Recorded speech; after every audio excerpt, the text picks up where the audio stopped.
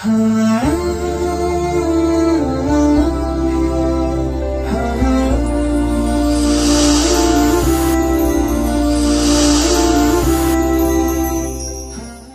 علیکم ورحمۃ اللہ وبرکاتہ۔ مشاہدین کرام، اللہ رب العزت نے ہمیں اپنی زندگی میں ایک بار پھر رمضان المبارک جیسی عظیم نعمت عطا فرمائی۔ جیسا کہ آپ حضرات کے علم میں ہے کہ جامعہ آپ حضرات کی خدمت میں رمضان المبارک میں ہر سال کوئی نہ کوئی پروگرام پیش کرتا رہتا ہے۔ کافی دنوں سے ذہن میں ایک بات گردش کر رہی تھی کہ امت کے سامنے قرآن کریم کو کس طریقے سے مؤثر انداز میں رکھا جائے کہ امت کو قرآن سے مربوط کیا جائے۔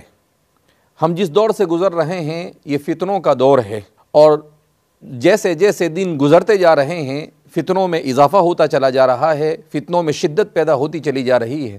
ایسے زمانے میں رسول اللہ صلی اللہ علیہ وسلم نے فتنوں کے سلسلے میں جتنی بھی تعلیمات دی ہے، ان تعلیمات میں سب سے زیادہ بنیادی طور پر دو چیزوں کو ذکر کیا ہے کہ ہر قسم کے فتنوں سے نجات کے لیے جہاں پر بہت سارے اسباب ہو سکتے ہیں، ان اسباب میں سب سے زیادہ مؤثر اگر کوئی سبب ہو سکتا ہے تو وہ دو ہے، اور وہ ہے اللہ کی کتاب قرآن کریم کے ساتھ وابستگی، اور دوسرا ہے اللہ کے سامنے گر گڑا کر رو کر دعائیں کرنا۔ آج اگر ہم اپنے معاشرے کا مشاہدہ کرتے ہیں تو ہمیں افسوس کے علاوہ اور ہمارے سامنے کوئی چارہ کار نہیں ہوتا ہے کہ ہم قرآن کریم سے بہت دور ہو چکے ہیں۔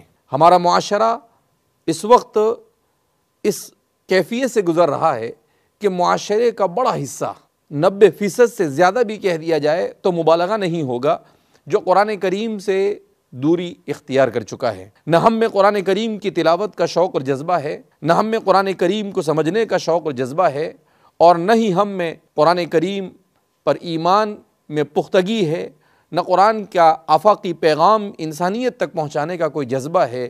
تو ہر اعتبار سے ایسا محسوس ہوتا ہے کہ نبی کریم صلی اللہ علیہ وسلم نے جب اپنے ابتدائی دور میں مکہ والوں کو قرآن کی دعوت دی اور انہوں نے قرآن کریم کی طرف التفات نہیں کیا، وہ کافر تھے، اس کے باوجود آپ صلی اللہ علیہ وسلم نے فرمایا ان قومی اتخذوا هذا القرآن مہجورا۔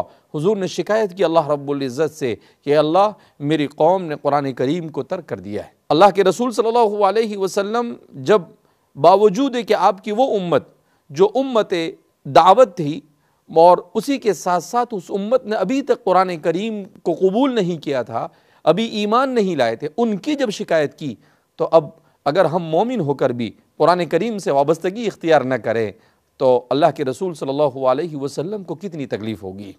اس لیے قرآن کریم سے وابستگی کے لیے اللہ رب العزت نے رمضان المبارک کا مہینہ، رمضان المبارک کا مہینہ اور قرآن کریم یہ دونوں کو مناسبت ہے۔ قرآن کریم میں خود اللہ فرماتے ہیں اِنَّا أَنزَلْنَاهُ فِي لَيْلَةِ الْقَدْرِ، کہ ہم نے اسے لیلۃ القدر میں نازل کیا۔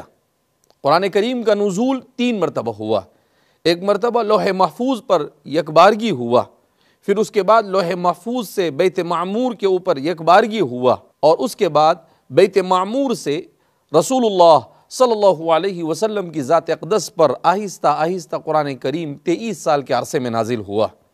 قرآن کیا؟ یہ ایک کتاب انقلاب ہے۔ قرآن کریم یہ دستور حیات ہے، یہ ہر انسان کی زندگی میں تبدیلی اور عمدہ تبدیلی اور احسن تبدیلی پیدا کرنے والا اگر کوئی ایسا نسخہ ہو سکتا ہے جس کو ہمارے زمانے کی اصطلاح میں اینٹی بائیوٹک کہا جا سکتا ہے، کہ جو ہر دوا کے ساتھ جسے دیا جاتا ہے بیماری کو انسان اپنی بیماری سے نجات حاصل کرنے کے لیے، اسی طرح انسان روحانی بیماریوں سے نجات حاصل کرنے کے لیے قرآن سے بہتر اور کوئی نسخہ نہیں ہو سکتا ہے۔ لہذا ہم نے پروگرام بنایا کہ قرآن کریم کی وہ صورتیں جنہیں قصار السور کہا جاتا ہے، جنہیں چھوٹی صورتیں کہا جاتا ہے، کیسی اللہ رب العزت کی رحیم و کریم ذات ہے کہ اللہ رب العزت کو معلوم تھا کہ یہ امت ایسی ہے کہ یہ لمبی لمبی نمازیں نہیں پڑھے گی، ان میں ایسے بھی لوگ ہوں گے جن کو نماز پڑھنے کا شوق نہیں ہوگا، بس فارملٹی کے طور پر نمازیں پڑھیں گے، تو اللہ رب العزت نے چھوٹی چھوٹی صورتوں کو نازل کیا، والعصر انا اعطینا قل هو اللہ احد، اور ایسی چھوٹی چھوٹی صورتیں نازل کر کر اللہ نے امت پر خاص رحمت کی کہ تم نماز پڑھو، چاہے چھوٹی صورت پڑھ کر ہی اپنی نماز کو پورا کر لو اور اس طرح سے اپنے ذمے جو ایک فریضہ ہے اس فریضے کو پورا کرنے کی کوشش کرو۔ اس لیے آئیے ہم کوشش کرتے ہیں کہ ان صورتوں کو اختصار کے ساتھ مؤثر انداز میں سمجھنے کی کوشش کریں۔ رمضان المبارک کی اس مناسبت سے آپ کو سب سے پہلے جو کام کرنا ہے وہ یہ کرنا ہے کہ اپنے آپ کو گناہوں سے دور رکھنا ہے۔ اور یہ عمل کب ہوتا ہے؟ جب انسان یہ ارادہ اور عزم کرتا ہے کہ مجھے یہ کام نہیں کرنا ہے۔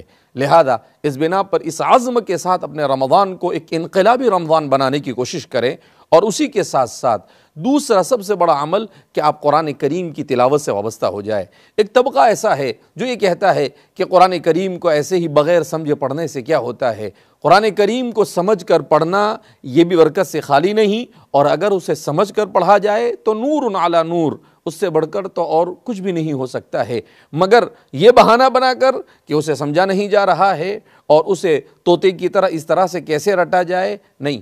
قرآن کریم کے سلسلے میں امام مجدد الفسانی فرماتے ہیں کہ رمضان المبارک میں قرآن کریم کی تلاوت سے بڑھ کر اور کوئی عمل نہیں ہو سکتا ہے۔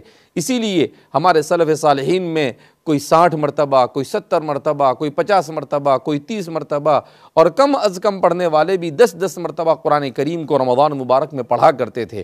لہذا اس طرح کے کسی بھی پروپیگنڈے سے متاثر ہوئے بغیر خوب اور کثرت سے قرآن کریم کی تلاوت کا اہتمام کریں۔ رمضان مبارک کے روزوں کو اہتمام کے ساتھ رکھیں۔